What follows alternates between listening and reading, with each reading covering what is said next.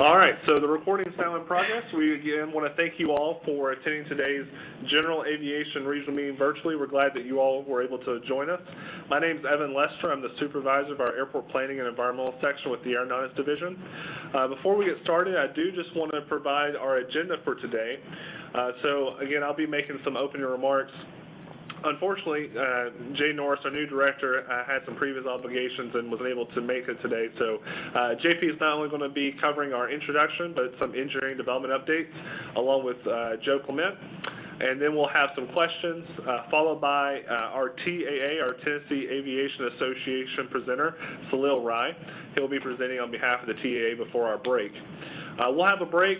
Typically, we hold it about 15 minutes for our break.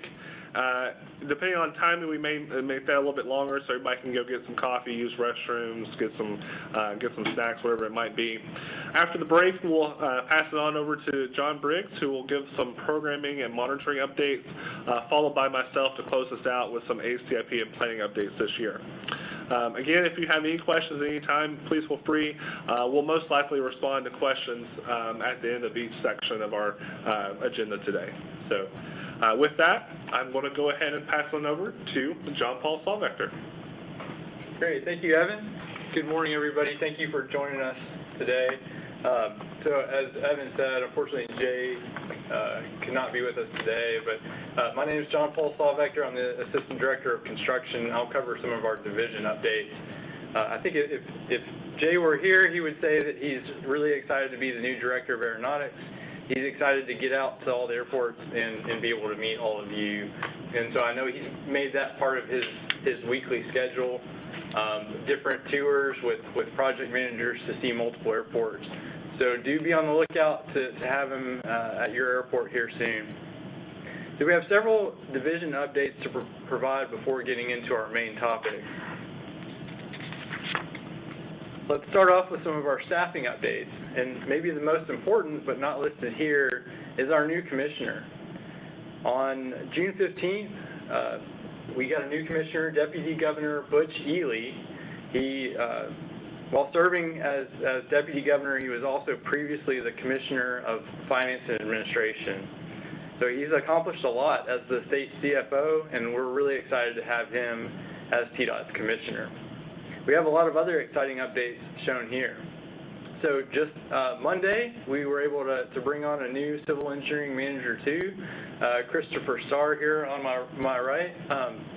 So Christopher has been within TDOT for several years, actually went through some of our division operation kind of offices, district, with operations and maintenance, construction, and then the past few years has been in our headquarters asset management office, doing a lot of great things there. So we're excited to have him on board, and we know that he has a lot of value to bring to the Aeronautics Division in asset management and really a lot of other areas too. Also, back in March, we were able to bring on Joe Clement here to my left. Really excited to have him on board too. Similar to Christopher, Joe has been with TDOT for about 8 years.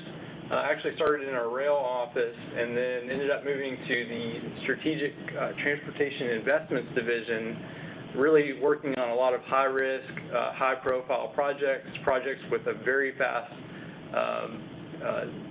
delivery schedule. And so we're excited to have Joe on board and everything that he'll offer to the division too. We have a couple of other new staff members to highlight. We'll have Javier Gleesman will be joining our planning and environmental section under Evan Lester, and then we also have Evan Rogers, who will be joining our finance and compliance team under Ryan Traversa. So hopefully you'll get the chance to meet and interact with all of these new staff here soon. We want to provide a brief overview of the TAC policy update. There are several new definitions, as well as 2 definitions that were removed. These changes enabled a new framework for the TAC's review and recommendation of projects that will create more time for them to function as a board of directors to the division. With this time, they intend to focus on more programs, initiatives, and policies. Effective July 1, the funding request approval changes went into place. Under these changes, funding requests for final project formulation greater than or equal to $50,000 must be considered by the Aeronautics Commission during their public meeting. Any other funding request, including from commercial service airports, is able to be considered by the Aeronautics Division without review by the Commission. So along with these changes, TDOT staff will give monthly updates to the TAC on airport improvement grant awards and other relevant program topics. This is a visual tool to highlight at what point in the development process that the TAC review occurs. So if you think back in the past, $100,000 was the magic threshold and criteria for the tax review and recommendation. So that could happen one time, or it could happen 3 times in the development of a project. Now, the tax involvement is at the right time, on the right project, to optimize both their timing of involvement and their influence on those projects.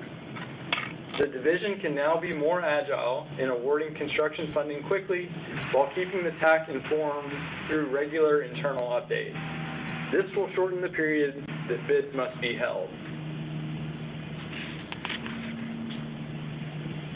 For our next update, let's move into revenue into the Transportation Equity Fund. This graph shows revenues since the single-payer cap went into place in 2015.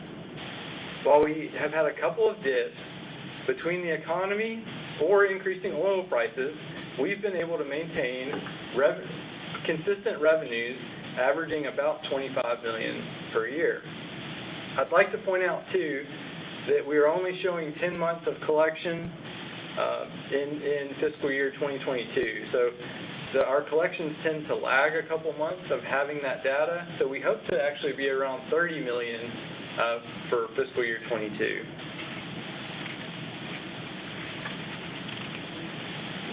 Sorry, skipped a slide there. So let's look back at our fiscal year 22 budget for general aviation. We had $32 million state and a little over $38 million in federal funding for a grand total of about $70.3 million. This was really bolstered by the $25 million of general fund direct appropriation that was given to general aviation, as well as the close to $12.8 million from bill funding. We were really fortunate to have an FAA discretionary grant for Murray County Regional Airport, as well as a supplemental grant for the Portland Airport. So a very healthy budget thanks to some of those additional revenues that we haven't necessarily had in past years. As we move into fiscal year 23, here's our budget for this year. It's still a relatively healthy budget, again bolstered by the general fund direct appropriation for general aviation, a little less this year, but at $10.4 million, as well as the second year of bill funding at the same amount, roughly $12.8 million. So not shown here, but a few other successes for Tennessee Aviation that were included in the state's budget this year include about $1.9 million for the Music City Executive Airport in Gallatin. We had $11 million of direct appropriations for the development of the Oak Ridge Airport, and $67 million in capital outlay for MTSU's Flight Department and Aerospace program to relocate to the Shelbyville Municipal Airport. So all in all, a very good year for Tennessee Aviation. So I've heard it said before that a spending plan in its simplest form is a reflection of values and priorities. So to show how we plan to spend the funding in FY23, this is a breakdown of amounts and percentages by category. The largest categories include pavement preservation, infrastructure preservation, safety, and compliance with standards, while still allocating 10% towards enhancing capacity and modernization of our system.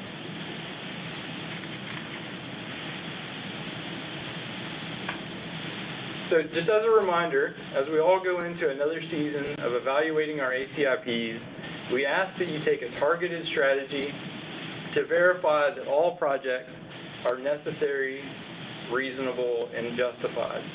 So Evan's going to cover a lot more on the ACIP and different considerations for that a little bit later in the presentation. So that's it for our division updates. We can transition now into the engineering and development topics, and to help cover these, Joseph Clement is going to help me here in a little bit. So we have three main topics that we're going to cover. We're going to discuss the bill funding, the bipartisan infrastructure law, site development for hangars, as well as give you a statewide contract update. So let's start off with bill. So there are three types of bill funding that were enabled through the Infrastructure Investment and Jobs Act. We have terminal funding, infrastructure funding, and air traffic facility funding. So the FAA is pretty much going to consume all of the air traffic facility funding themselves. So what that leaves as far as applying, airports applying for funding or receiving funding through formula is the airport terminal funding and the airport infrastructure funding. Our focus is going to be on the airport infrastructure funding, and specifically the airport infrastructure grants. We're going to call them AIG. So within AIG, you have competitive funding where you apply through the Notice of Funding Opportunity to the FAA, and then you have allocated funding, which is the funding awarded by formula to the airport. So we're going to focus specifically on that, and that's referred to as AIG allocated funding. So under AIG allocated, eligible costs are reimbursable if they are incurred on or after the date that the bill was enacted. So that goes back to November 15th of 2021. The eligibility for these funds is similar to passenger facility charges, or PFCs. These are covered in FAA Order 5500.1. So we have a list here. It includes some of your typical cost categories: design and construction, airport planning. This also includes terminal development, but there's a specific caveat to that it's only the public use areas and utility support areas. So if there's any private use areas, you'd have to go through an eligibility proration calculation to figure out what's eligible and what's ineligible. So if you've got any terminal development ideas in mind, we just encourage you to coordinate with your TDOT project manager to figure out what that proration is going to be. Eligibility also includes noise projects, ground access or intermodal type projects, and then last but not least, revenue producing facilities. We'll touch a little bit more on that. The one exception that you'll find with bill funding compared to typical passenger facility charges in the order is financing. So you cannot use the funding to pay for debt service. This was covered in the FAQ question -U1, so if you want to read a little bit more on that, but unfortunately we can't include any type of financing or debt service expenses. So if there's any gray area of any question, eligibility can only be determined by the FAA, so we would just encourage you to work through your project manager. We can verify with the FAA if there's any type of gray area with eligibility. So I mentioned revenue producing facilities. We want to talk a little bit more on fuel farms and hangars, specifically those that are sponsor owned. So this was covered in another FAQ, question -U47, and where this differs from AIP funding for revenue producing facilities is that the airside needs assessment that you would typically have under AIP is not applicable to bill funding. That's because Congress's intent for the funding was to be able to use it for some of those lower priority items that typically wouldn't be able to be covered under AIP. So what that airside needs assessment does is it looks at the approaches, it looks at the pavement, the age of infrastructure like lighting systems, to make sure that those are in a state of good repair. And it prioritizes funding for those before going to any revenue-producing facility. So we don't necessarily have that requirement here. John is going to talk more a little bit later on some of the recommended use and prioritization of bill funding, but just know that assessment doesn't apply. So there is one caveat to using it for revenue-producing facilities under bill, and that's that it has to be a new installation or major improvement to increase the revenue production at the airport. So the goal of bill is to improve the nation's infrastructure, and so therefore they made maintenance and repair costs ineligible. So just to drive this point home, we have an example. So if you're adding a new fuel tank, increasing capacity, that would be deemed eligible. Or, let's use the example of replacing old fuel tank supply lines. It's considered general maintenance, and so unfortunately that is ineligible. So I mentioned, gray areas in eligibility. So let's say you have a current system, 12,000 gallons. You want to upgrade to a 20,000-gallon tank and replace that aging system. We're going to have to work through that. It could be that only the additional, 8,000 gallons of that for, let's say 40% of the project would be eligible. So I think we'll have to work through some of those scenarios with you. So again, just coordinate with your project manager, and we'll make sure we get the answers to you. Okay. Now let's look at the process for requesting and receiving bill funds, because this is different from the typical process with AIP and entitlement funding. Bill mirrors discretionary, so it follows a similar process and timeline that you would have with discretionary fund. We typically only get one discretionary project per year, so I know a lot of the airports aren't exposed to that process, so we're going to cover it here. So this is a hypothetical scenario that we want to lay out that we think reflects kind of the average timeline and process. So just know that it could take a little bit longer, it could happen a little bit faster. Hopefully this is sort of the average. So across the top, you have the duration in days between activities. In the circles, you'll see the cumulative number of days. And then just to make it a little bit easier to think about, right under the circle, you have the cumulative number of weeks. So let's just walk through the steps briefly here. It starts off like normal. You have airport sponsors submits a project request to TDOT, and it goes through our project staff review or PSR process.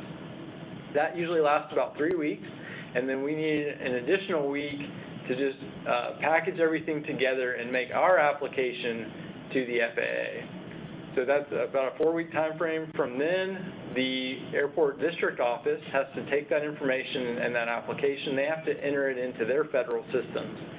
And that's really for the purposes of elevating that to the Office of Secretary of Transportation for their announcement and to begin drafting their grant agreement.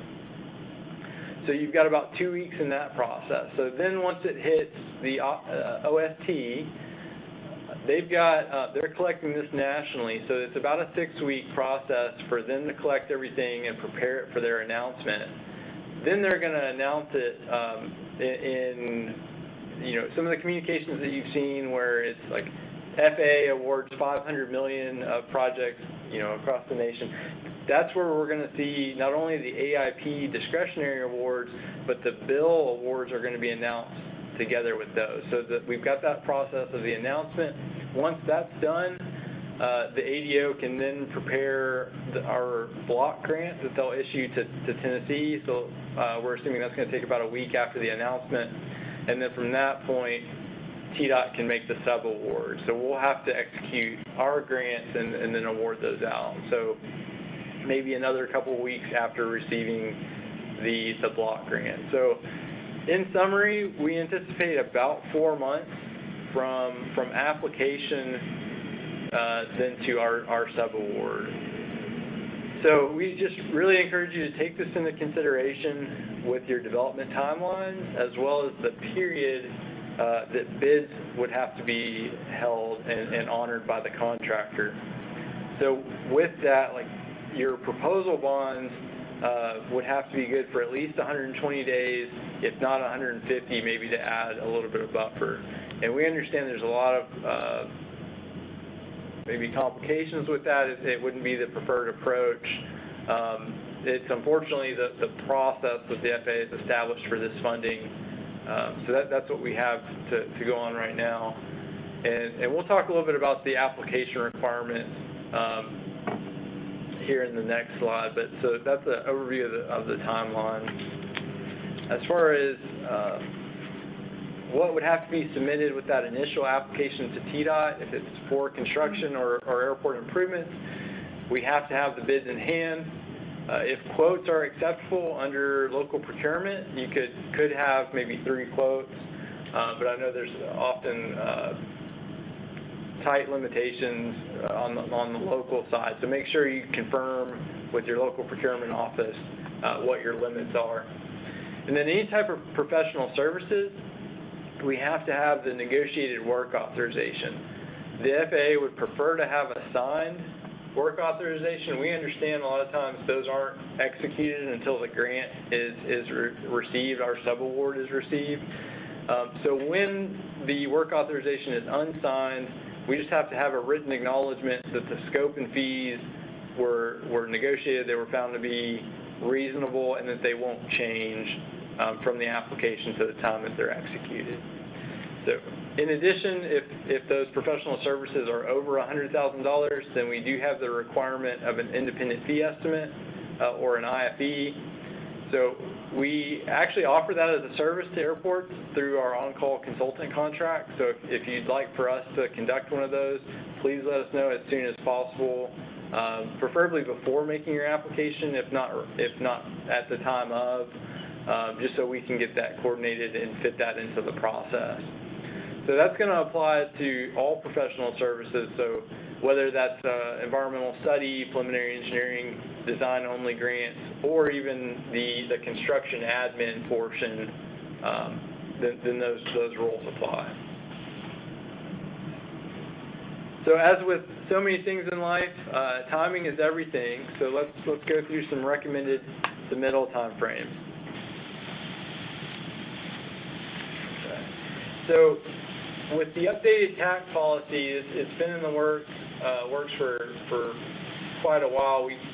Unfortunately, we're not able to consider how the bill funding process will play into this. So what ended up is there's 2 different scenarios that you have as far as submittal deadlines for bill funding to get it through the Aeronautics Division, through the tax, and then if it meets the criteria, and then to the FAA. So what we have here on the far right are the submittal deadlines, and then on the left, far left in blue, is when we expect to have the executed grant or subaward to the airport. So if we look at the new tax policy, if it meets the criteria to go before the tax, and that's final project formulation equal to or greater than $50,000, then you would use the earlier of the 2 timelines. If it's any other type of request, so if it's construction, you've got bids in hand, fortunately we're able to use the later of the 2 deadlines. So we think most requests would fall under the second of the 2. So we'll use the first example. It would be an August 24th deadline to get through our September internal review. We would make the application, FAA, go through the announcement process. Hopefully we would be executing our grant and subaward to you in November of 22. So we've created 5 opportunities throughout the year where we're going to make an application to the FAA. We are going to bundle different applications together when we submit that, and so John will cover that more later. But roughly we're looking at those subawards being made in November of this year, and then February, May, August, and September going into next year. So we'll have more resources available on our website, including this, but that's just an overview of the submittal deadlines and the timing of it. Okay. So with that, we can switch gears and move into our next topic, which is site development for hangars. So we all know we have a low supply of hangars across the state, and at the same time, there's high hangar demand, as well as private interest in ground leases, which could enable private industry to help address the shortage. The catch in all of this is that build-ready sites are often needed to attract prospective tenants, reduce their costs, speed up construction schedules, and if that development is going to be subleased, so maybe it's an FBO or maybe a private investor, they really want to enable a quick return on their investments. They want to move quickly into building the hangars and then finding tenants. So the key message we want you to hear today is that the Aeronautics Division believes that development is better use of the available funding than us trying to build those hangars. And so we'll explain a little bit about this, but that's assuming, as always, that some of the higher priorities are met. We want to make sure pavements are in good condition, approaches are clear. But there's several reasons why we think using our available funding for site development is better, and we'll cover this. So there's broader funding eligibility. With that, you're able to then maybe leverage state funds if higher priorities are met and if it fits into our programming. There are fewer AIP funding restrictions. So if you were to use your NPE for a revenue-producing facility, so a hangar or a fuel farm, then there's actually a limitation for 3 years or a prohibition on receiving discretionary funding. So we want to avoid that wherever possible. If we're able to get additional discretionary funding, pop-up funding, we want to make sure that every airport is as competitive as they can be for that funding. So with site development, the construction scope is often much simpler and easier than trying to do the site and the building together. And it's really a win-win as far as ownership and maintenance of those facilities. So the airport is going to have the long-term ownership rights. They're going to be vested the title to those facilities, but you're not responsible for the maintenance during the term of the lease. So it's really a win-win from that standpoint. And ultimately, we think this is a great opportunity for public-private partnerships at our airport to satisfy some of those hangar needs that we have. And we can accomplish more this way by leveraging our available funding to encourage the private development at our airports. So there are several considerations to keep in mind. You want to make sure the site development is consistent with the AOP and the long-range plan. You want to look under, above, and around that potential site. So you want to think about building height limitations due to the Part 77 surfaces, maybe any overhead utilities in the area. You want to look at site conditions. So maybe there's subgrade rock, there's environmental features. You want to think about drainage or even existing utilities that run through the area. You want to consider any object or safety areas, like the runway object-free area or taxiway object-free area, or maybe the distance in between buildings. Consider both the utilities, future utilities, as well as future vehicular access. And then when developing the terms of the lease agreement, think about important provisions and maintenance requirements you want to include in that.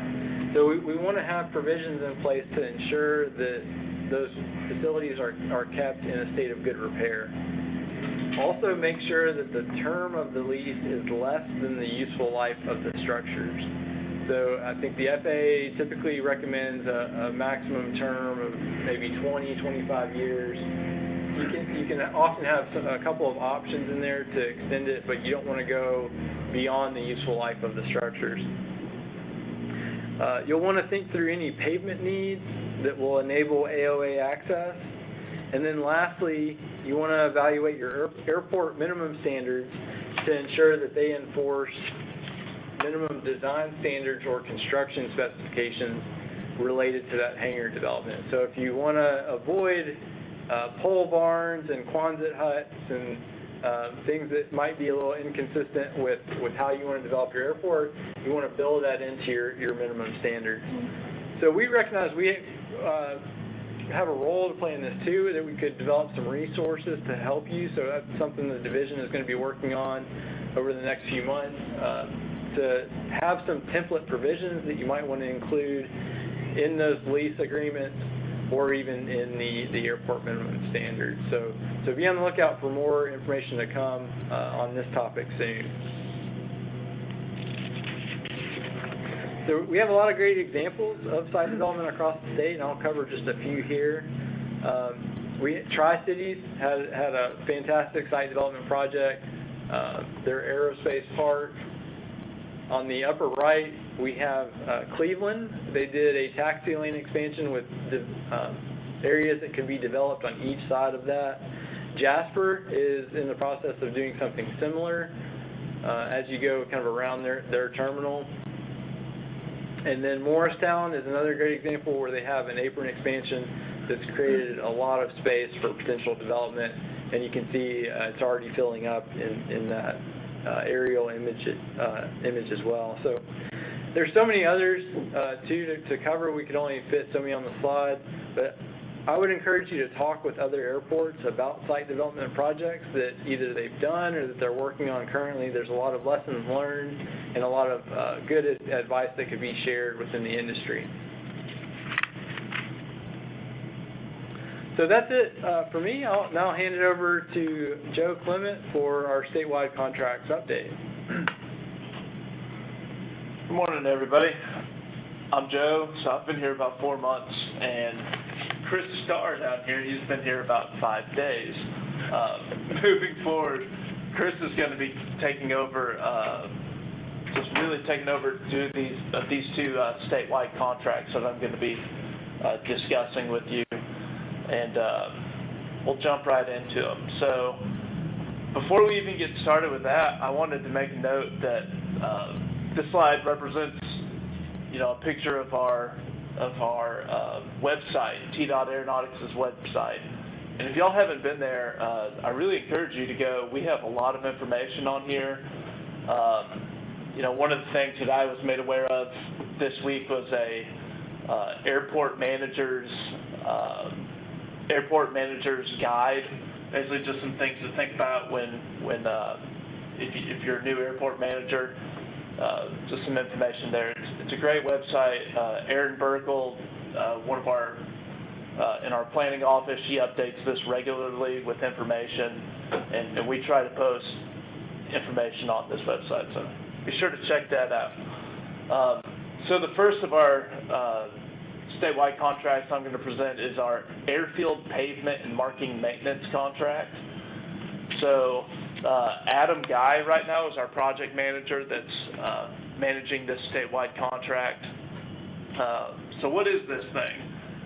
This is going in, this is kind of boots on the ground. We are doing crack repairs, joint repairs, new pavement markings, and seal coating. So, the importance of this is, it's not just taking spray paint and, making things look good. This is this seal coat is something that chemically bonds to your existing asphalt. So it's better than just, looking good. And the big importance of this is that it's keeping water out from getting into the subgrade of your pavement and adding life. So kind of the statewide importance of this is,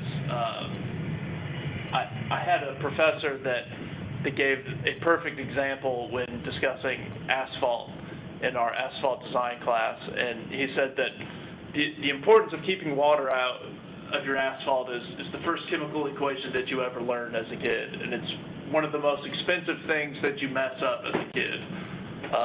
The chemical equation is dirt plus water equals mud, and when you get your jeans all muddy, all of a sudden you're in trouble and your mom has to go buy you, one of the most expensive things that you own, you ruin with that mud and your mom has to go replace that. And so this seal coat is keeping water from getting down inside your asphalt. If it gets in there, it'll form more cracks.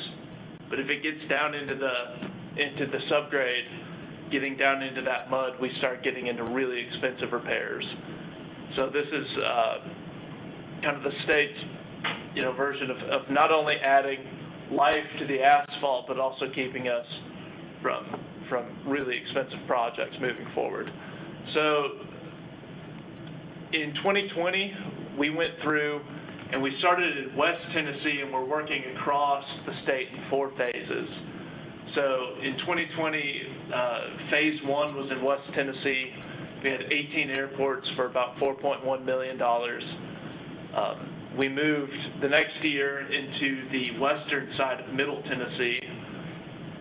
In 2021, we had 8 airports with about $2.8 million. Phase 3 is ongoing right now.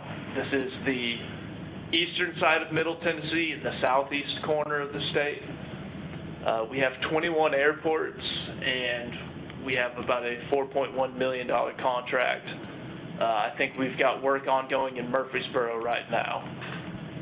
As we look forward, phase 4 is beginning to look into our engineering and preliminary studies. We've got 11 remaining airports in this contract in the northeast of the state. The final design should be completed this fall and winter, which will allow us to get that bid out in the spring of 23 and get work started. Our next statewide contract is the Airport Pavement Management Program and our Airport Pavement Management System. So Bill Burney is our project manager covering this, and Applied Pavement Technology is our consultant working on this initiative. So the APMS system, so this is, the previous contract was delivering the asphalt, delivering the seal coats and the paint. This is a study. So this is giving us what our current system is and what our future pavement system will look like. So we've started collecting engineering records at all the airports. So not only the pavement design, but also subgrade materials. Gives us, how thick is the pavement, what's the material it's made out of, what is the subgrade material, what are the bearing strengths of that asphalt. As we move forward with this, we've got a team going out and doing physical inspections at the airport. So that could be anything from just measuring cracks, taking photographs, or it could be a little bit more intrusive as far as taking core samples to get a better idea of what the thicknesses and the materials are in the subgrade of that asphalt. As we move forward with this study, a database is going to be developed. And within that database, we've got a couple different things going on in there. So we've got a map that will be available. And so on this map, you'll go in and you'll click on your airport, and it'll zoom into your airport. And on each of your asphalt surfaces, it will give kind of basically a block over it. And it'll be red, green, orange, yellow, determined by the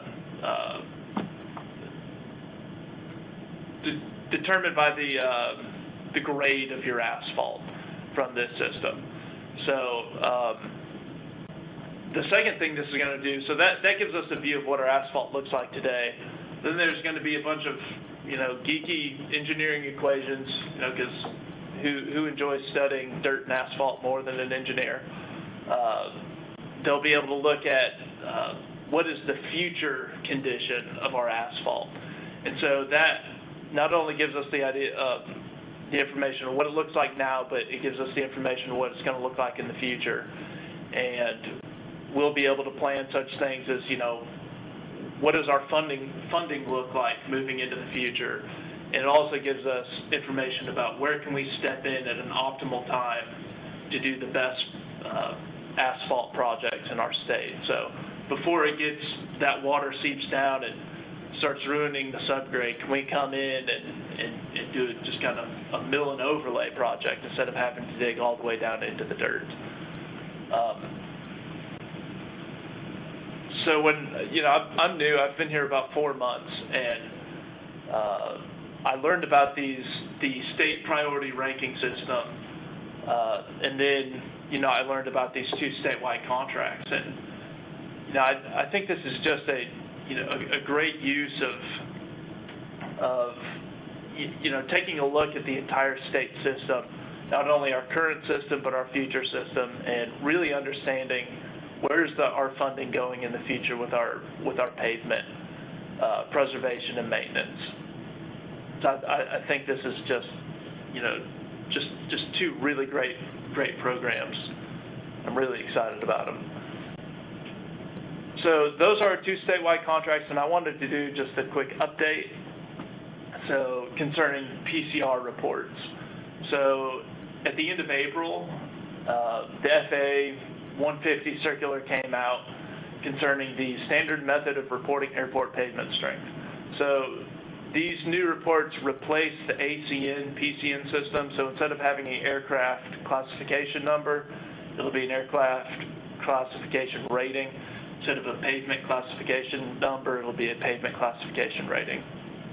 So this was developed by the ICAO, which means this is an internationally recognized reporting system. So the aircraft classification number is more concerned with the type of aircraft coming in. So it expresses the effect of an individual aircraft on different types of pavement. So how heavy is that aircraft? Does it have, how many wheels does it have touching down? What is the bearing on that asphalt? How does it affect the asphalt? And then the other side is, again, the, engineers studying the asphalt itself, which produces a 5-part code for the pavement classification rating system. So that's the numerical PCR value is first part of that code, the pavement type, the subgrade category, what is the subgrade made out of, the allowable tire pressure, which that tire pressure is, what is the bearings, it has to do with what is the bearing load going onto that asphalt, is the asphalt strong enough to handle that airplane coming in, and then the method used to determine the PCR, so the equations used to determine that. So the FAA recommends that these ACR, PCR values be provided for all paved runways, taxiways, and aprons at all airports. So if you have a federally funded pavement project at your airport, this is something that might be a good thing to consider developing. The FAA is requiring all Part 139 certified airports to have this, and they want these by September 30th, 2024. The state, as part of our APMS contract, will be developing PCR reports for 36 different airports. So these are mainly the airports with 5,000 foot or longer runways, and it's also determined by the runway pavement strength demands at that airport. So we're not hitting all of them, but we're getting the big ones. With that, do we have any questions for JP or myself concerning the topics we've covered? We do, excuse me. We do have one question from Aaron McNeil. I think this may be for JP. Aaron asked, are fuel farm replacements eligible for bill/AIG funding due to safety issues, not capacity changes? Okay, that's a good question. I think that's a really good example of one that we'll want to confirm with the FAA. I think when you say safety issues, is that because the system has reached the end of its useful life, or I think we'd have to look maybe what those safety issues are. Maybe it's just some updates or enhancements to it. So, if we look at the FAQ that's out currently, it really says that you have to increase the revenue production capability of the airport or the capacity. So I'm afraid my gut answer is it's probably not eligible, just because it's reached the end of its useful life. I think you'd have to show some kind of improvement from a revenue producing standpoint or capacity. But we can submit that question to the FAA and try to get an answer and get that out to the whole industry. So I think it's a great question, great example where there's a gray area, and I think so we'll just have to get confirmation for you. So thank you. Yeah, so Aaron, if you don't mind following up with us, send us an email with the specifics on that issue, and we'd be happy to follow up with you with the FAA. So I don't see any more questions in the chat, so I'll give maybe 1 or 2 more minutes before we move on to our TA presenter. So if anybody has a question, please let us know. We're happy to answer any questions about this before we move on to our TA presenter and also our break. So give it another minute just to make sure no one else has any questions that they're typing up right now, and then we'll head on to the next presenter. We need some Jeopardy music playing.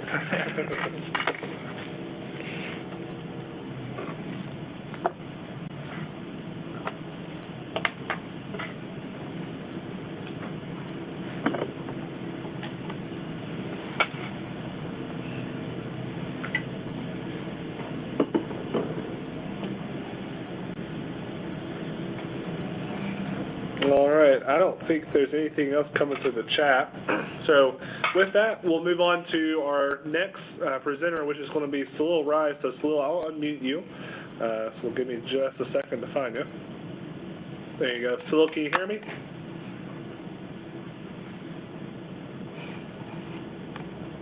Hey Salil, can you hear me? We can't hear you. You may be muted.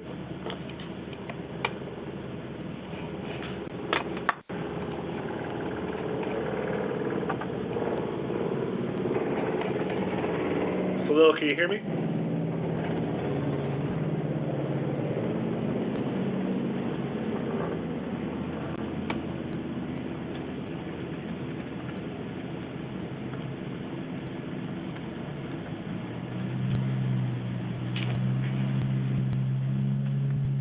You want to do a little overview of TA? Hey Salil, can you hear me? I can hear you now. Yes, sir. All right. I don't know what happened there.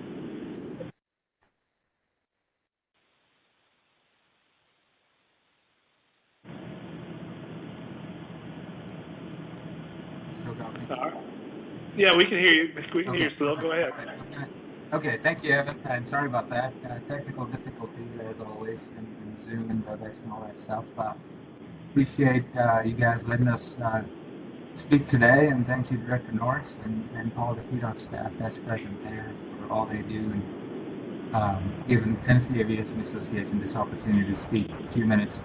My name is Salil Rai. I'm the Deputy Director at Smyrna Airport, and I've also had the privilege of serving on the Board of Directors of the Tennessee Aviation Association for the last few years now. I'm currently serving as the Vice President of the Board. President of the board this year is Benson Hatley with Arch Design Solutions. Just a recent couple of changes to our board. We've actually added 2 board members, Rick Hudgens from GMT Consultants and Dean Selby with Upper Cumberland Regional Airport. So welcome aboard on the board. Firstly, I want to thank all of the attendees that attended the conference this year. It was a huge success and a very well-attended conference. We're already planning on the 2023 conference. It will still stay in Tennessee, but we're researching locations in Murfreesboro or Franklin area. We'll have more information when we have it.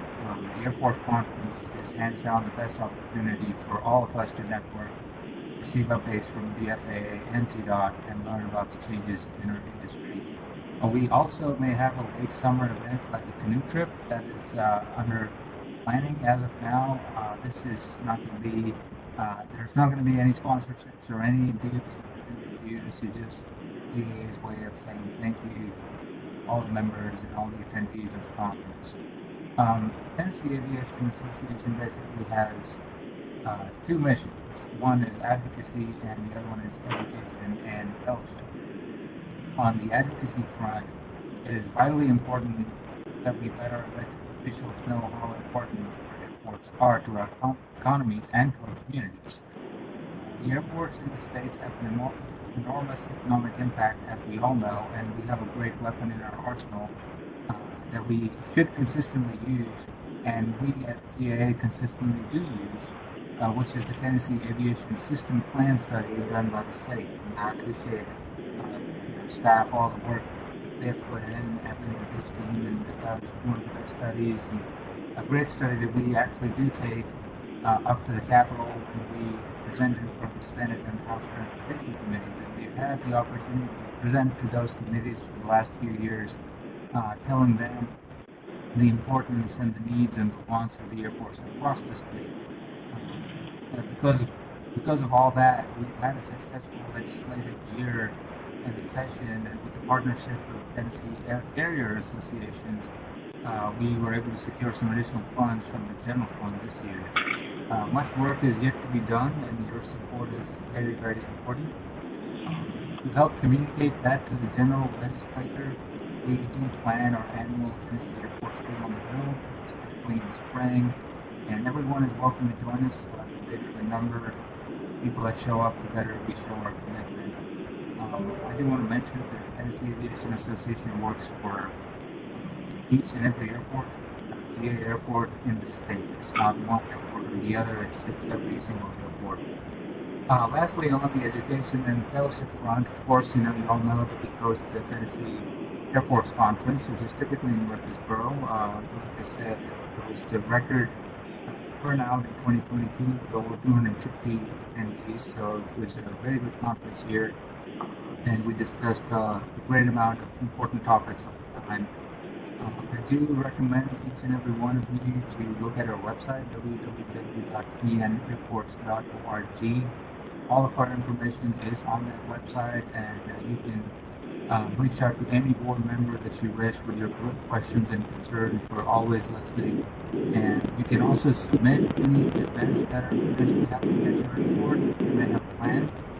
There's a calendar on the website that you can go in and submit those events. We'd be happy to showcase those on our website as well. So if you have any other questions or concerns, please reach out to us, and please also let us know if you received the newsletter or not. If we have a quarterly newsletter that goes out with some pertinent information. So that's all I have for today. Thank you for listening, and thanks for all you do for reports in the state of Tennessee. Thanks, Evan. Thank you, Salil. All right. With that, we are now at our break. It says 15 minutes, but we're well ahead of schedule. And I know everybody's super busy these days, so we're going to take a 20-minute break. So we're going to come back at 10:20. If you want to grab a coffee, shoot some emails out, make some phone calls, get a snack, whatever you need to do. We'll be back at 10:20. So 10:20, we'll be back. Thank you.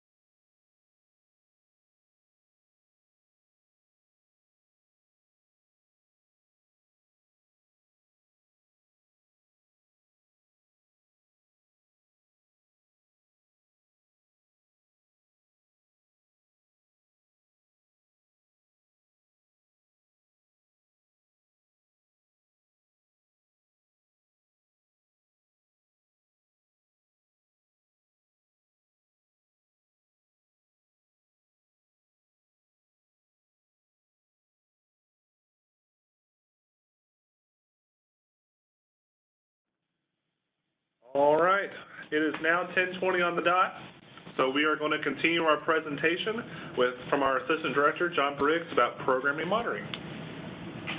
All right, thanks, Evan, and thanks everyone for joining the webinar today. I hope you get something useful out of it. And on the screen, the list of topics I'll be speaking out. Mainly, I'm going to be focusing on Bill, the first bullet, but I'll quickly touch on airport maintenance grants, audit reports, some invoice issues we've had, airport inspections, and compliance and grant assurances.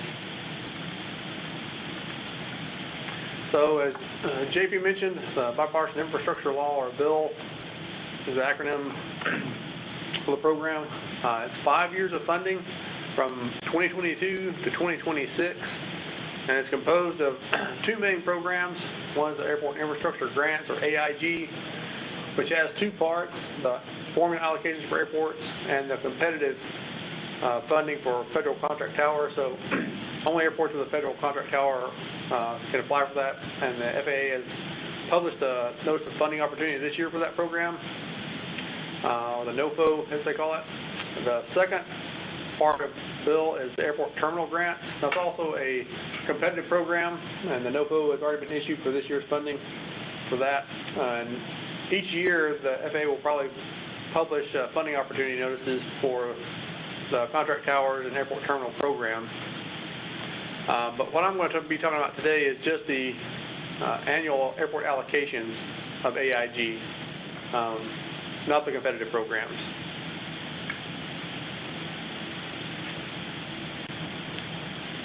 So the amounts each GA airport get is based on your NIPIAS classification.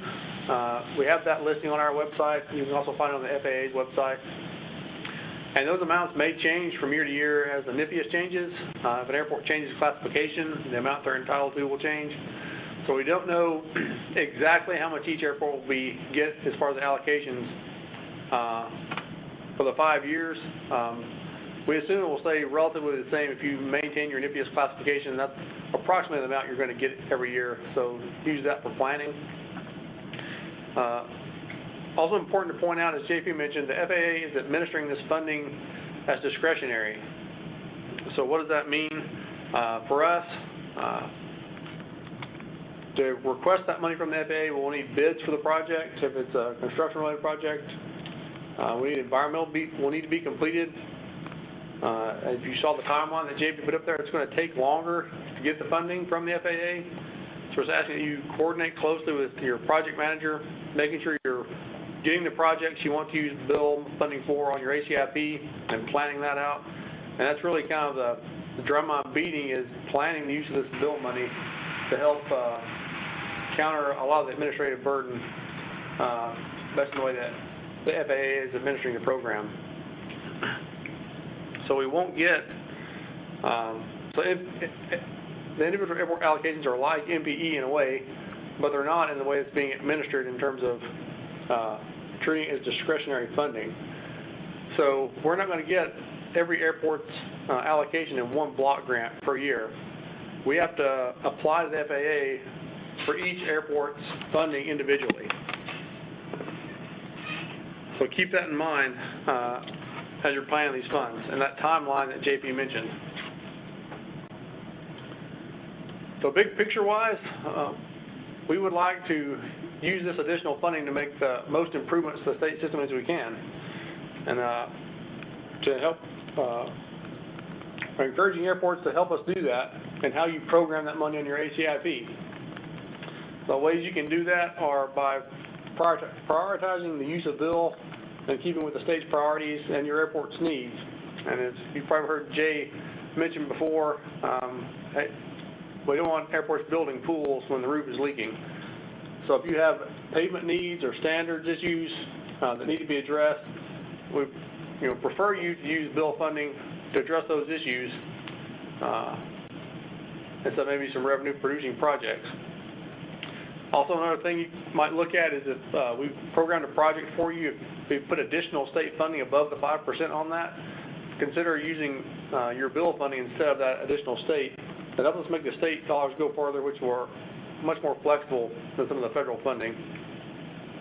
You can save up your bill money for multiple years and put it towards a larger project. We would encourage that. And to help incentivize airports to think the way we do, we're willing to increase the state share on projects when bill funding is used to make that a complete project funding-wise when it's being used in keeping with state priorities and airport needs. Conversely, if you want to use that funding towards a project that may not be in keeping with state priorities, you can do that. TDOT may not be willing to put any additional funding into that, though, or we may not be willing to participate at all, depending on what the project is, and you may just have to come up with a local 10% yourself.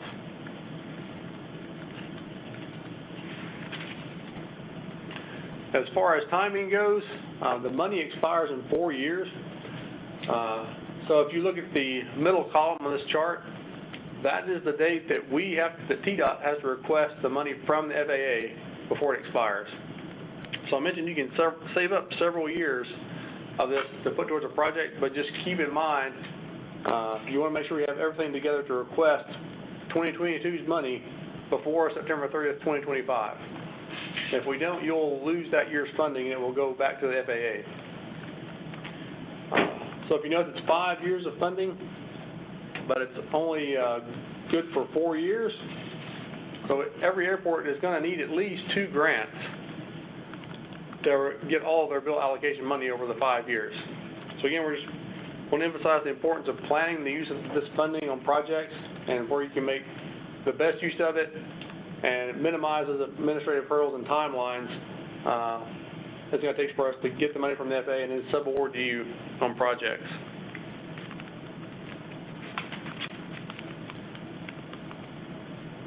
A few notes on the grant logistics for the bill money. We cannot combine AIP and bill funding on one grant. You can combine the funding on a project, but we will have to give you 2 different grants for that project. So just keep that in mind when you're programming the money on your ACIP. Consider how having 2 grants will impact the project in terms of how you bid it, how you're going to invoice that project, and splitting the work up. So think about those things. Think about the timeline to receive the bill funding for those projects and the implications that has of holding bids longer. Again, think about a discretionary project if you had one. TDOT will track the balances for each airport of your bill money, similar to how we do with the MPE. And I'll just point out here, if you're requesting to use bill funding and your bids come in at less than your allocation, so say you're entitled to $150,000 of bill money this year, you get bids and it's only going to cost $80,000. The FAA is only going to grant you, the $80,000 or 90% of that for that project. They're not going to give you the whole $150,000. So you might have a balance there that's available for other projects in the future. And we'll keep track of that, similar to MVE. Also remember, it's going to take longer for us to recover unspent bill funding. So if you put bill on a project, complete it, and you didn't use all the money, we can recover that and reuse it as long as it's within the 4-year period of performance of that funding. But it's going to take us longer to recover it because we have to close our grant with you, and then we have to close our grant with the FAA to free that money up to be put on another grant. So that's just going to take longer because, as JP mentioned, you're probably going to be on a grant with several other airports. All those projects will have to be complete as well before we can close our grant with the FAA and free that funding up. So just keep that in mind. It's going to take longer to recover the funding if you're able to save some on a project and use it again.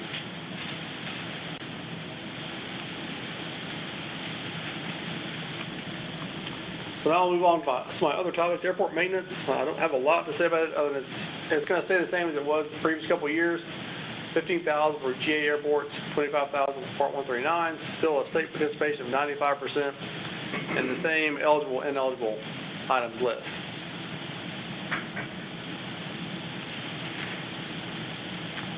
For COVID relief, we're just encouraging airports to spend it.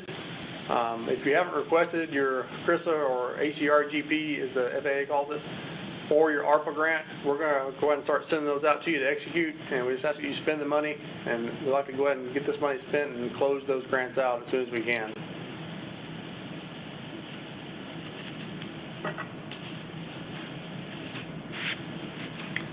I'll touch on some audit findings we saw this past year. I believe almost every airport that got audited by TDOT's external audit team had these findings, and basically it was not submitting the grant disbursement reconciliation report as required by paragraph C7, and not doing final and annual reports as required by paragraph D18.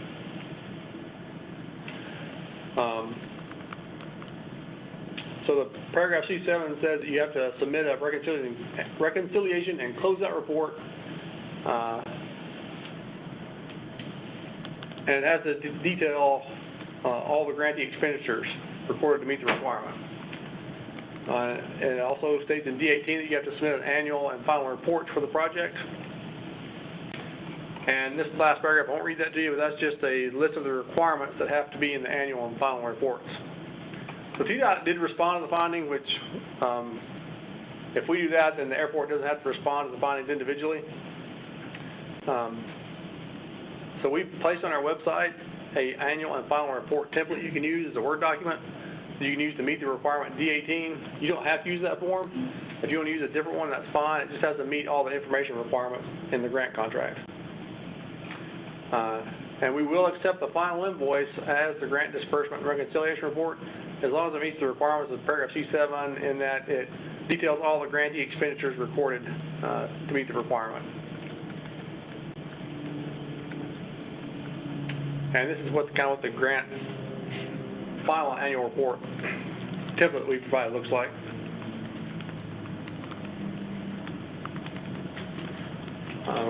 Quick note on invoice reimbursement. When we switched from Black Cat grants over to Black Cat Aviation, a lot of the existing projects that got pulled over, we had problems with getting the invoices paid in Black Cat. We were still paying the invoices in the state's system of records, and you should still be received a payment. It just wasn't showing as paid in Black Cat. We think we've got all those issues fixed now.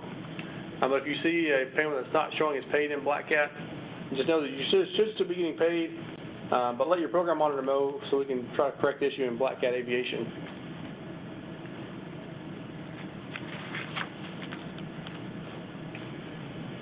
On airport inspections, most of you are probably familiar with the inspection reports we send out now. At the end of it has a section 1 and a section 2. Section 1 are generally violations of state standards that are going to get you a conditional license. Section 2 are issues that the inspector feels needs to be addressed, but they're not critical enough to give you a conditional license over. So that could be things like obstructions in your federal approach services, markings or lighting that needs to be corrected. But the Section 1 violations are what get you a conditional license. So when that happens, we request that you correct the issue within 120 days. If you can't do that, we just have you submit a corrective action plan of how you intend to fix it, because a lot of times the issues are obstructions in the approaches, and many times those can't be cleared in 120 days for a variety of reasons. And we understand that, and we're willing to work with you and give you time to get those fixed. We just ask that you submit this corrective action plan that tells us, hey, here's our plan to fix it, and we'd like some benchmark dates and estimated completion dates so we can monitor progress and see that you're making progress towards having it corrected. Now, again, we're willing to work with you. We just ask you please work with us and provide this report so we can document the progress. And we ask that you have your corrective action plan signed by the authorized representative of the airport sponsor and submit that to TDOT Aeronautics prior to the expiration of the conditional license. At that point, we'll extend your conditional license to the time frame it needs to be so you can have time to correct those issues. What the answer can't be is just trying to ignore it. Then you're putting us in a position where we have to decide not to give you a public use license if you're not willing to correct the issues.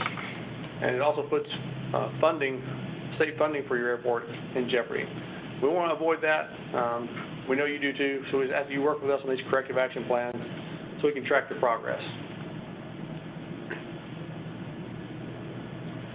For grant assurance and compliance, we've seen some similar issues this year as we did last year, having to do with lease agreements and basically making sure the airport sponsor can enforce your airport minimum standards and your grant assurances. So sometimes a new tenant comes in and airports are in a hurry to make the deal and get them as a tenant, and they don't pay enough attention to the lease agreement they're executing with that tenant, and it gives the tenant too much power on the airport, and it doesn't allow the airport to enforce their minimum standards and their grant assurances with the federal government. Another issue is aeronautical facilities being used for non-aeronautical purposes. So if you're a federally obligated airport, your aviation facilities are intended for aeronautical use. To use them for non-aeronautical purposes, you have to get permission from the FAA to do that. So an example might be if you have a business that wants to occupy some office space in a hangar, like tax services or something like that. That's not allowable use of that facility unless you get permission from the FAA. And the way of getting permission, you have to demonstrate that there is no aeronautical use for that facility right now. So there's no user that has an aeronautical purpose that needs it. And you have to rent it at the fair market value, so the same value they would rent office space for out in town. So they can't be getting a good deal rent at the airport. That goes into the next one. Federally obligated airports must ensure the airport is as self-sufficient as possible, and that has to do with making sure your rates and charges are set at a good rate that allows you to generate as much revenue for the airport as you can. And just encourage everyone to read the grant assurances. We send them out with every federal grant we send out. Make sure you know what's in them and what you're obligated to with that. One final thing on this year's grants, we just have a few changes to the ALP paragraphs, paragraph A2 and A3, that basically define the expected deliverables and timelines that help it to coincide with the new ALP project guide that the planning folks have put together. And that's all I have. Welcome any questions you might have. And John, doesn't look like there's any questions at the moment. But I encourage everyone online, please submit any questions that you have for John. All right. Well, thanks, Evan. If not, I'll pass it back to you.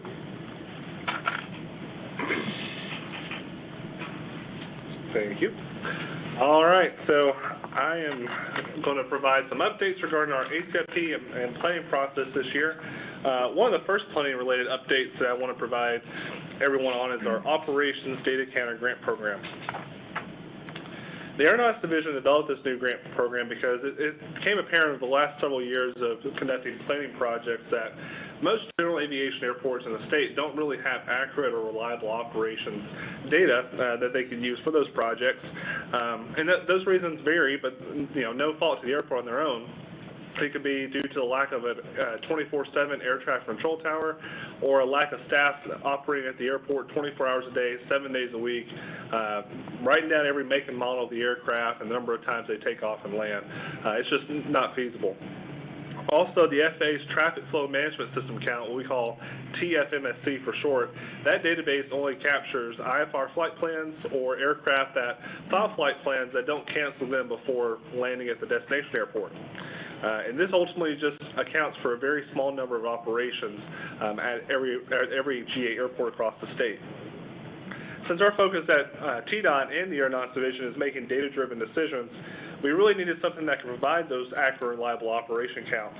And luckily, these operation data counter systems have come up that can do that by capturing both VFR and IFR operations with high accuracy and reliability using ADS-B technology.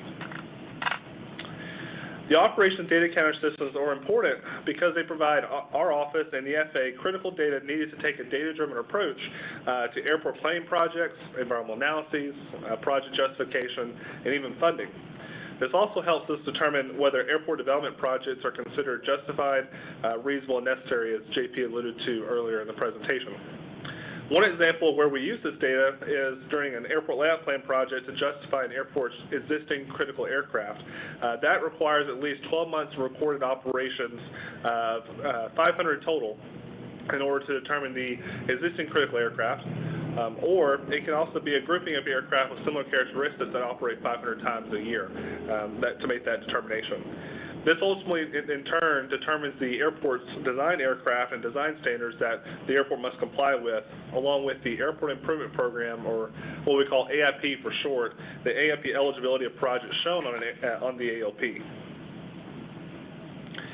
So since the Aeronautics Division is focusing on making those data-driven decisions, we developed this standalone pilot grant program for the purchase of an operations data counter system at a funding split of 95% state and 5% local. Now, if you'd like to use your MP on it, you can. It just cannot be a standalone grant according to AIP, the AIP handbook, along with some FAA guidance. It can be the way you use MP to purchase a system if it's within another grant request that's federally eligible, such as an ALP project or a design grant. Today, there are currently 5 approved systems on our approved list. These systems include 1200 Aero, Airport Monitoring System, GUARD System, MIS Aero Tracking, and VERTOWER. Now, if there's additional systems that you all know about that are reasonable in terms of cost, but also capture similar data that we're looking for, please let us know. We're open to adding more programs and systems to our list. These are not just exclusive. We've been researching this a lot. Cabrina's been researching this a lot, and these are 5 that capture what we need to capture to make these data-driven decisions. But if there's more out there, we are definitely interested and would love to learn more about those systems and potentially add them to our list. Now, if the airport's approved for funding through this program, we just ask that you simply capture data for 12 months and then share that with your consultant and also our office.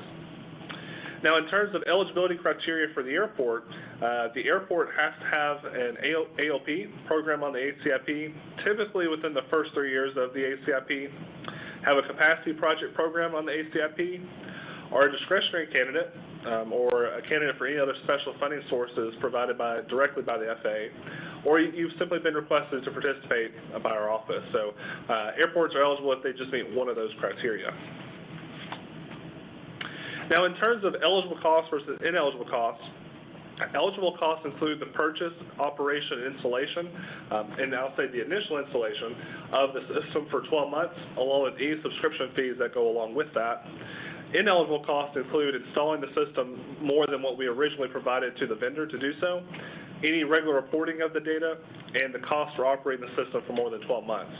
And I know a lot of airports really enjoy these systems and want to operate them for more than 12 months, and that's fine. You can keep the systems, you can continue operating them, but unfortunately our grant program only allows the cost for 12 months, and beyond that would be the responsibility of the airport.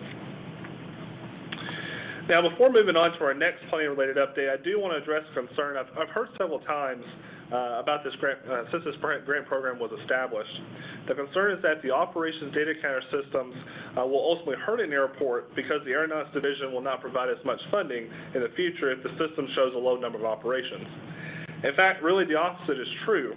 The data counter system has already collected more operations at airports than by the FAA's TFMSC database.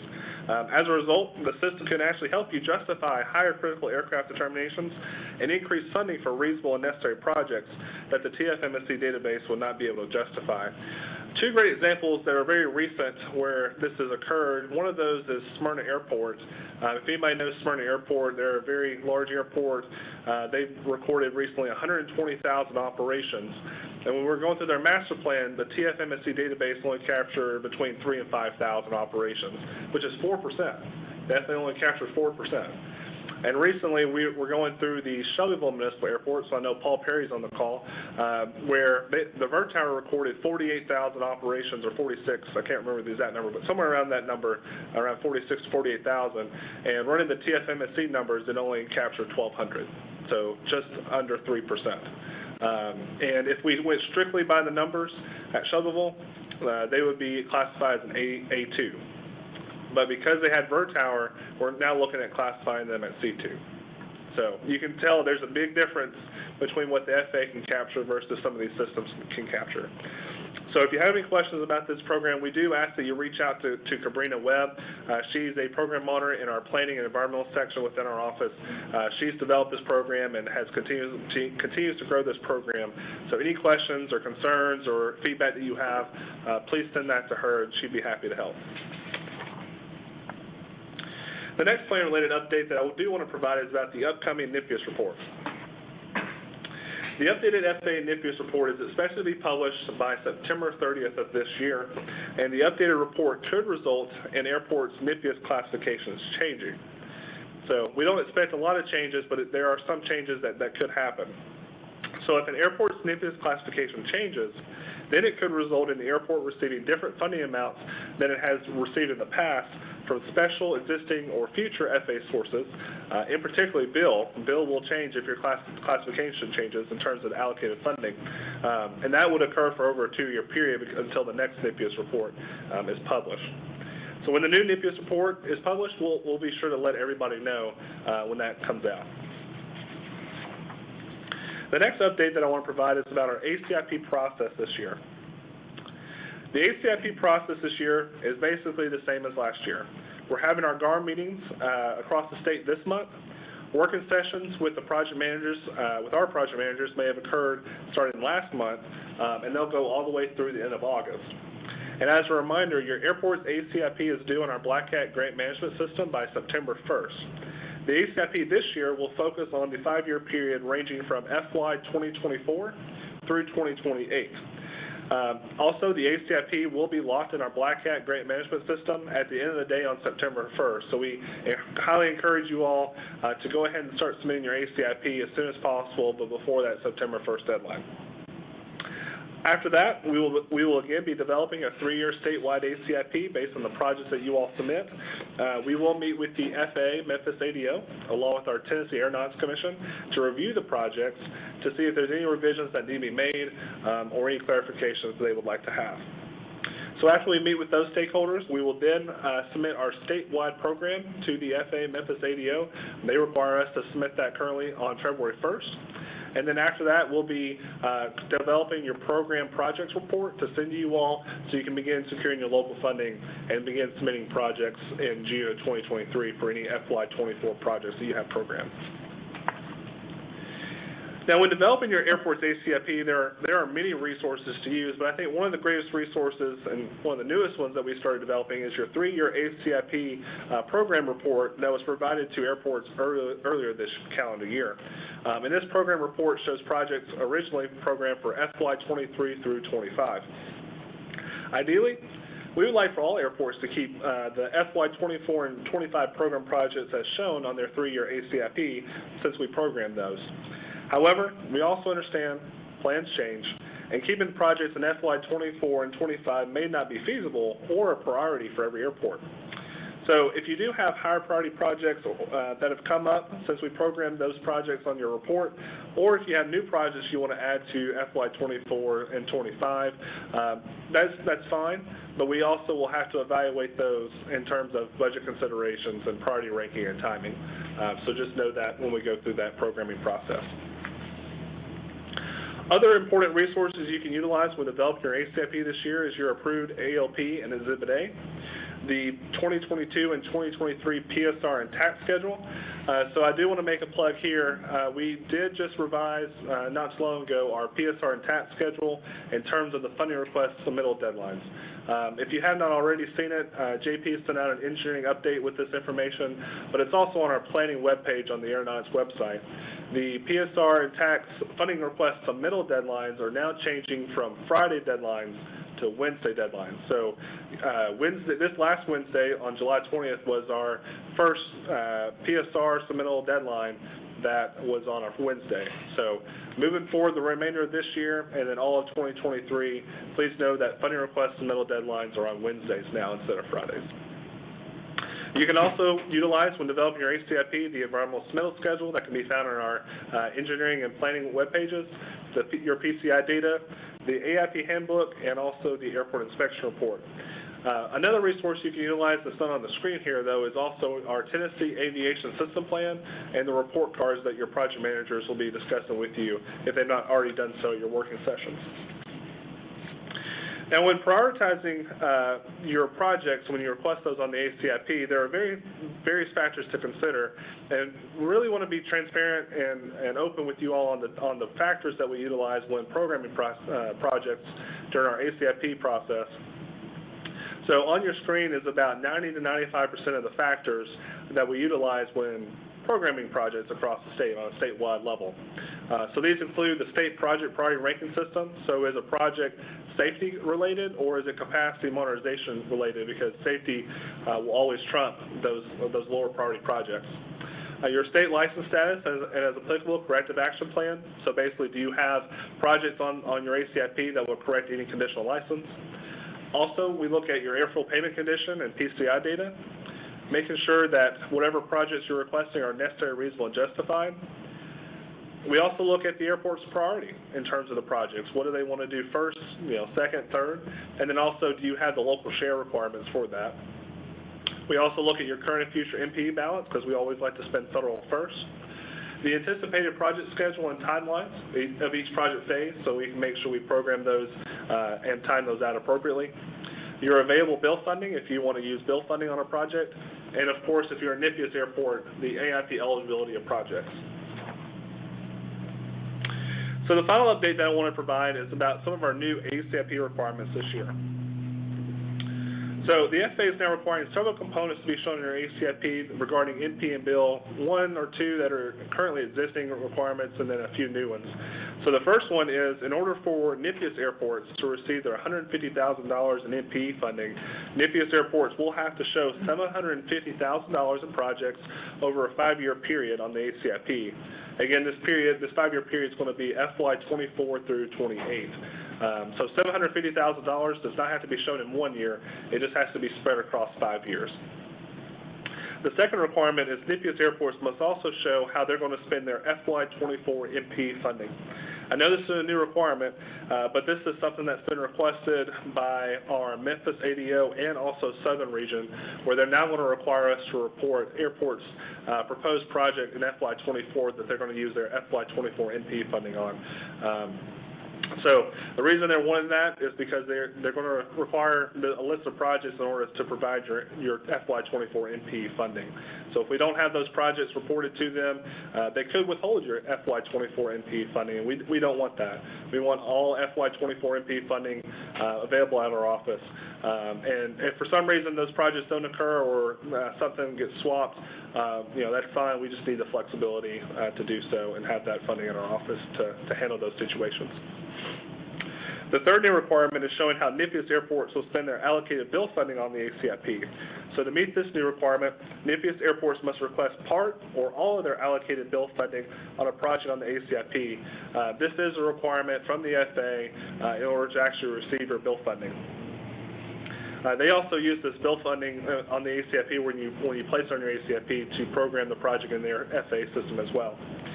So to show how your airport will spend its bill funding, you can now select the new funding type. It's called federal bill, so federal-bill, in the requested amounts column in the funding type drop-down list in Black Hat when requesting funding amounts for a project on the ACIP. So again, select the federal bill funding type when you're wanting to allocate or request that bill funding on a project or multiple projects.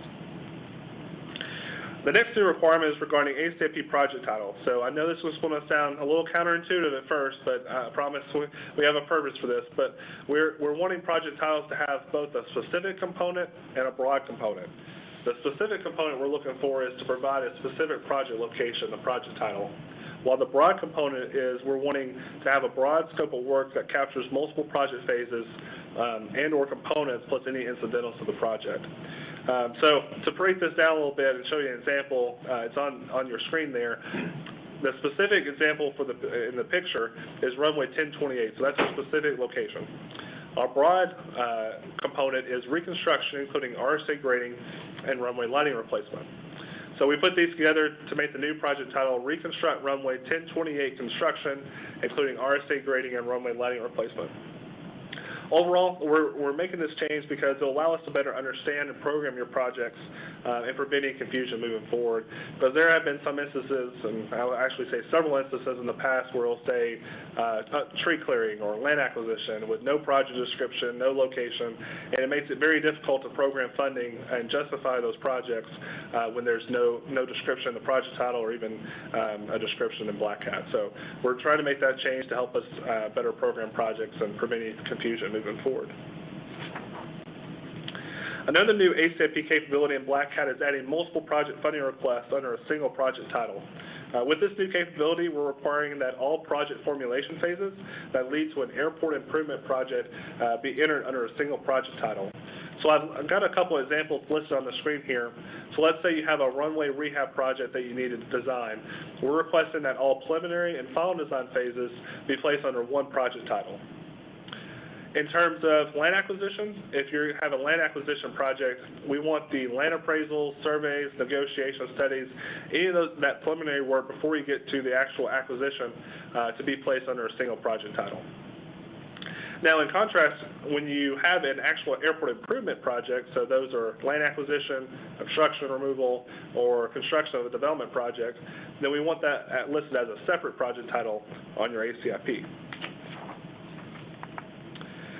Another new ACIP requirement is providing brief descriptions for each project shown in the first 3 years of your ACIP. So this is going to be FY 24, 25, and 26. The project descriptions will have to be added to the scope of work text box in the project details tab in Black Hat. And Black Hat, and this came with the system, Black Hat will not let you move forward in saving a project when you add it to your ACIP without adding that project description in the scope of work text box. So the description that we're looking for those first 3 years include the project details, including scope of work and specific location, the project phase or multiple phases being requested under that project title, along with justification for the project and those associated phases. Now, we're also requesting that all projects shown in FY 24 to have an estimated schedule included in that project description. And at minimum, really what we're looking for at minimum is the estimated start date for each of the phases being requested. This ultimately will help us identify those projects that need to occur in FY 24 in the appropriate timing and also the funding that's available for those. We've also developed a new requirement and process for any previously programmed projects that were not requested in the fiscal year in which they were programmed. So to give you a little bit of history and background on our programming process, every year we pull the ACIP project requests from the current fiscal year and the next 5 fiscal years. So for this year, we'll be pulling ACIP project requests from FY 23, which is our current fiscal year, all the way through FY 28 through that 5-year period. We will not be pulling any project funding requests from FY 2019, which was when we first started programming projects, through FY 22. So with that being said, if your airport has a project that was programmed in FY 19, 20, 21, or 22, was not submitted for funding request approval, and is still needed, then you'll need to move those projects on your ACIP to FY 2023 or later fiscal years based on when the project can start work. Now, when you move those projects, we also ask just you simply put the fiscal year in which it was originally programmed in the project description as well. Now, if your airport had a project program in those years, so that's FY 19, 20, 21, or 22, was not submitted for funding request approval and is no longer needed, then we just simply ask that you, what we call deactivate the project in Black Hat, so it removes it from your ACIP. So it's a little bit of cleanup on our ACIP, but I'll give you a few reasons why. The first reason that we're moving forward with this new process is so we can better understand the unrequested program projects that are still needed versus those that are not needed at the airports. The second reason is for the unrequested program projects that are still needed, we need an updated cost estimate schedule for those projects shown on the ACIP. As we all know, both personally and professionally, the economy that we face in FY 2018 is not the same that we're facing in this fiscal year in FY 23. So what money may have cost $100,000 is now maybe $200,000, $300,000, $400,000 in FY 23. So we really need those updated cost estimates to help us identify the funding sources we can use to fund the project, but also balance our budget for that projected fiscal year in which the project is being requested. The third reason is that we have to also consider project priorities and budget considerations again when we program those projects. Overall, this new process stresses the importance of requesting projects in the fiscal year in which they are programmed, but also keeping projects on schedule. And if a project is not requested in the fiscal year in which it is programmed, we need to know so we can properly reprogram those projects based on state project priorities and budget considerations. We're no longer just able to simply roll over the projects to the next fiscal year because we do have to go through that reprogramming process. But we also want you to know that we at the Aeronautics Division understand life happens, and things happen out of your control that prevent you from requesting the projects in the program year. We also understand that higher priority projects may pop up, or you may just want a project besides the ones that we program. We just ask that you please communicate those important issues to us, because we want to work with you. So our ask of you all is that if you have those issues come up, please communicate that to us, especially a project manager, myself, or any of our planning staff, as soon as they've been identified, those issues have been identified, so we can work with you and determine the best course of action. Some actions that we've taken in the past when those issues have popped up, and we'll continue to do so, are basically reprogramming your ACIP based on the funding amounts that we originally programmed the airport, reprogramming just a few of the projects, or finding other funding sources to pay for those. So at the end of the day, our goal is to work with each and every one of you and each and every airport to have as many of the program projects be requested and approved for funding to not only continue maintaining and developing our state public use airport system, but also, importantly, to meet the current and future needs of each of your airports. So to help you update your ACIP this year, and you may have seen this, but we'll also send this out following the meeting, is we develop an ACIP checklist that includes all the process changes and requirements that I've discussed today. So if you have not seen this already, you should be seeing this during your ACIP working sessions, but we'll also provide this as a follow-up email attachment that you can utilize. So again, it just discusses all the new ACIP requirements that we'd like for everybody to complete this year.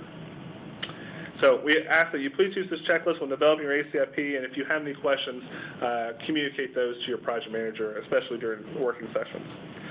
One final important reminder is that your FY 2023 program projects can now be submitted until May 24th of 2023 for funding request approval. Again, we just ask that you simply notify our office, especially your project manager and any of our staff really, of any issues that arise that may prevent you from requesting your FY 23 program projects during this fiscal year, or if there are higher priorities that have come up, so we can work with you to find the best solution to move forward with. So I know that's a lot of information, and happy to take any questions, but also want to open it up for any questions in general for our panel here on any of their presentations. So it looks like we have a few questions here. So one question is, have you identified the amount of bill funding each GA airport will receive? So the answer would be yes. Each airport was provided funding based on the FAA's formula calculation. And I don't know, John, do you want to kind of expand on the allocated funding? We know how much each airport's getting for 2022.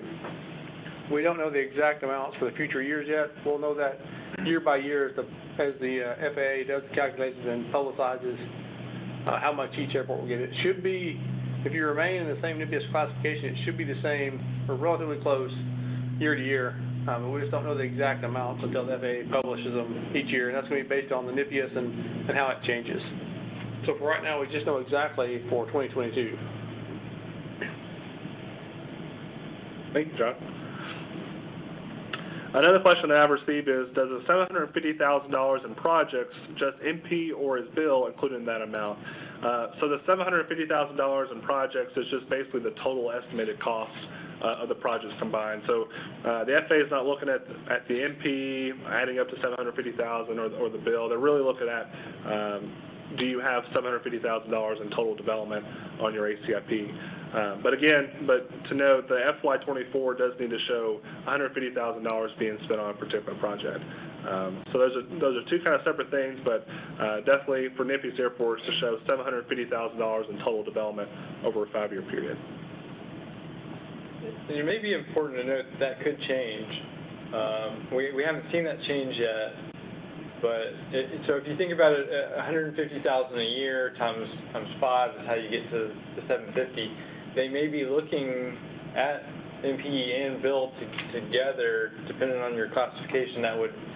That overall number would look a little bit different. But I don't know. That hasn't come up yet, but something to watch out for maybe going forward. So usually that's not a problem. I think we hit that pretty easily at most airports. But it's something to watch out for going forward. And we have programmed gone through our programming process, and at the end, right before we report, that's one of the check boxes. We make sure for all NIPIS airports are showing 750,000. And so there's just been a few instances over the last 2 or 3 years. We've had just 1 or 2 airports maybe not have that, and so we've contacted those airports to add a reasonable project to the ACIP so we can meet that requirement. So if for some reason that happens, we'll definitely let the airports know who that applies to. And it looks like we got another question. Do sponsors need to show all 5 years of potential bill funding dedicated to ACIP projects planned? So I don't know if John or JP would want to take that question. I would say if you know, yes, plan it out as much as you can. I think the FAA, JP may will speak better about this, but I think the FAA wants at least the first 3 years on your ACIP. But if you already know and you want to plan out that 5 years, I would encourage airports to do that.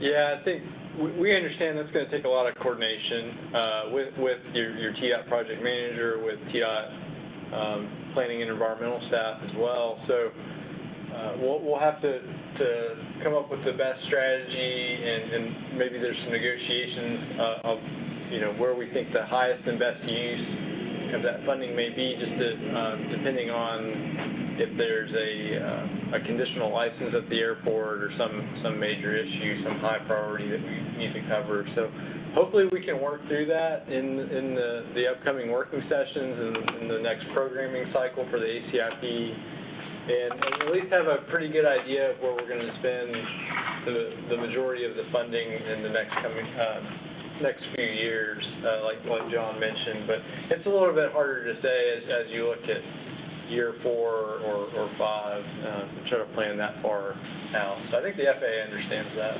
I do think they want to see the project on your ACIP when you're requesting the funding, though. Right, that's a great point. We've already seen that with some of the applications we made. So thank you. All right. Well, that looks like all of our questions. So with that being said, one final takeaway is we do have a key takeaways document. Again, we'll be sending out some documents after this meeting to all the attendees. We developed a key takeaways document. We'll attach that email. Basically, it just provides a general summary of the high points that we discussed today to take away these documents, and if you need to discuss with your further airport staff or boards or authorities, you can do so and have those discussions as necessary. So with that, we really appreciate everybody's time. We will also be posting this video on our website. So we've recorded this, so we'll post it shortly, if not today, early next week, and provide that as well to everyone. So if you need to share this video with anyone that was not able to attend today, feel free to do so. But with that, we really appreciate everybody's time today and hope everyone has a wonderful weekend. Thank you.